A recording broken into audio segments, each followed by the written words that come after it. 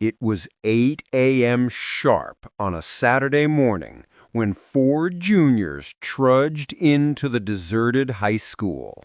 The hallways, usually alive with chatter and footsteps, echoed eerily in the silence. The fluorescent lights buzzed and flickered above them as if even they resented being on during the weekend. There were only four students, two soccer players, Ethan and Marcus, and two cheerleaders, Amber and Lily. The pairs weren't exactly friends, but they had a kind of unspoken alliance. They were all stuck in the same miserable situation: Saturday detention. Inside the library sat Mr. Watkins, their supervisor for the day. A man in his 60s, thin and bony, with pale eyes that didn't blink enough. His crooked nose seemed permanently wrinkled, as if the very smell of students disgusted him. He leaned over a crossword puzzle, muttering to himself. "Sit," he rasped, without looking up. "No talking, no moving around, just sit until noon." The four exchanged looks. 4 hours of silence on a Saturday. For a while, they did what they were told. They sat in the long, dim library, the only sounds the hum of the heater and the faint scratching of Mr. Watkins' pen. But after 10 minutes, boredom won. Amber leaned toward Lily, whispering about how unfair it was to get detention for chewing gum during an assembly. Marcus snorted and joked about Watkins probably living in the school basement. Ethan laughed, adding a story from soccer practice. "Quiet," Watkins snapped, eyes still fixed on his crossword. His voice was a low growl. They hushed for a minute. Then the whispering started again. Then laughter. "I said quiet," Watkins barked suddenly, slamming his pen on the desk. His pale eyes locked onto them with a sharpness that made their skin crawl. The four froze. The air in the library felt heavy now, like the walls were listening. For the next half hour, they kept trying to stay quiet, but it didn't last.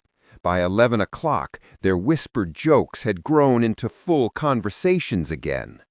Watkins pushed back his chair, the sound scraping against the floor. Slowly, he stood. "I'm going to the restroom," he said flatly, his eyes lingering on them.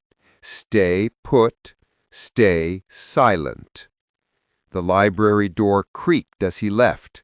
At first they laughed nervously.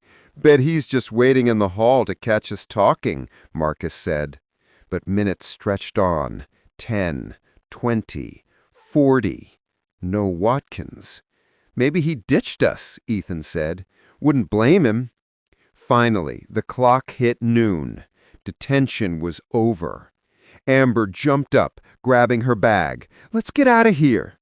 She pushed at the library doors. Locked. Marcus tried. Nothing. They checked the front entrance, the side doors, even the gym doors. Every one was locked tight. "Okay, this isn't funny," Lily whispered, panic rising in her voice. "Watkins has the keys," Ethan said. "We just have to find him." They searched the empty school, their footsteps echoing too loudly in the halls. It was too quiet, eerily quiet. Then they found it. Outside the staff bathroom was Watkins' brown corduroy jacket, crumpled on the floor. His glasses lay nearby, one lens shattered. Next to them was a streak of something dark smeared across the tile. Blood. They stared, wide-eyed. "Oh my God," Amber whispered. The smear trailed down the hallway like something or someone had been dragged. It led to the basement stairwell. The heavy door was cracked open, the air behind it cold and damp. "Don't do it," Lily said, clutching Amber's arm. "Let's just wait here. Someone will come eventually." but curiosity and fear drove them. Slowly they descended into the basement. The air grew colder. The smell of mold and rust filled their lungs. A single light bulb flickered overhead, barely lighting the storage room at the end of the hall.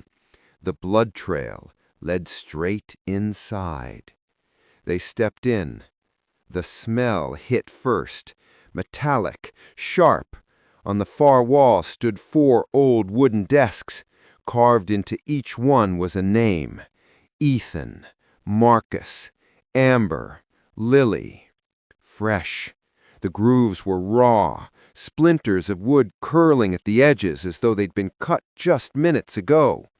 "What the hell is this?" Marcus whispered. Then came the footsteps, slow, heavy, dragging, from the hallway. They froze, staring at the door as a figure stepped into the flickering light. Mr. Watkins. But his face was wrong. His skin hung loose, stretched tight in other places, like it didn't quite fit.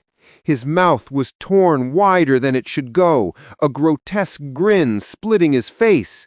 His eyes glowed faintly in the dark, and blood, maybe his own, maybe not, streaked his shirt. "You talk too much," he rasped, his voice layered with something inhuman. Amber whimpered. Marcus raised a broom handle, shaking. "Stay back!" Watkins tilted his head, bones cracking loudly in the silence. Step by step, he shuffled closer. The bulb above them flickered like a dying heartbeat. Each time it flashed back on, Watkins was closer, without moving. "You need discipline," he whispered, his voice echoing from every corner of the room. Then the light bulb shattered. Darkness swallowed them. Amber screamed. Lily grabbed her arm. Ethan fumbled for his phone flashlight, but before he could turn it on, a voice hissed inches behind his ear. "Here." His scream was cut short with a wet, tearing sound. The others bolted up the stairs, shrieking, pounding at the locked doors. The light bulb popped, plunging the basement into pitch black. The smell of rust and rot thickened, and in the blackness, Watkins' voice slithered around them. "You talk too much." Ethan fumbled for his phone, but before he could switch on the flashlight, something cold and bony wrapped around his throat. A hiss of air, then a wet snap echoed in the dark. His body hit the floor with a heavy thud. Amber screamed. She and Lily stumbled toward the stairs, but Watkins was already there, his pale face flickering into sight for a split second as the emergency lights stuttered on. His jaw hung open too wide, his teeth black and sharp, his tongue long and swollen. Marcus swung a broom handle wildly. It cracked against Watkins' shoulder, but instead of falling, he twisted his head 180 degrees, bones crunching like breaking sticks. He grinned upside down. "Discipline," he whispered, and slashed with his hand. His nails weren't nails anymore. They'd grown into jagged, yellowed talons. They tore across Marcus's chest, ripping through skin like paper. Blood sprayed the wall. Marcus's scream turned wet as Watkins hooked a talon under his rib and pulled. Lily and Amber shrieked, bolting up the stairs as Marcus's body fell in 2 ragged halves. The sound of Watkins' dragging steps followed them, slow and steady, echoing like a drumbeat of doom. They reached the front doors, pounding, clawing, screaming for help. No one came. The glass shook, but wouldn't break.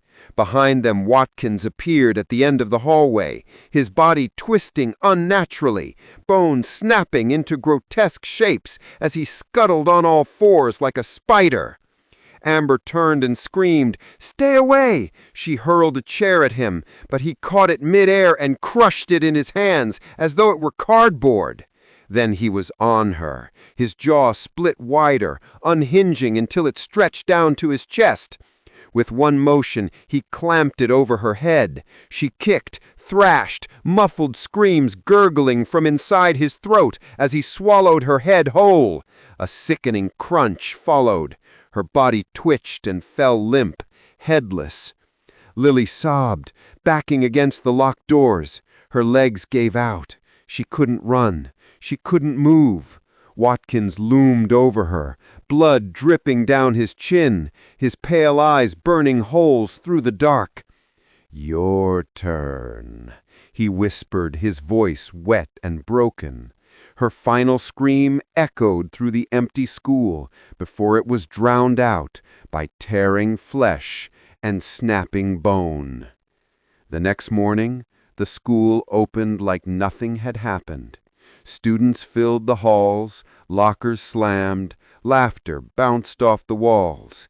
But in the library, at the detention table, the wood had been freshly carved.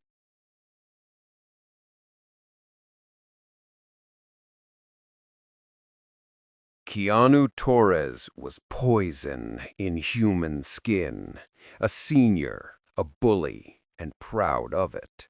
That afternoon, he'd crammed a sobbing freshman into a locker, slammed the door, and snapped the lock shut with a grin.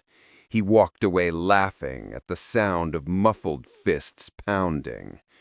And as usual, it earned him detention. Room 313.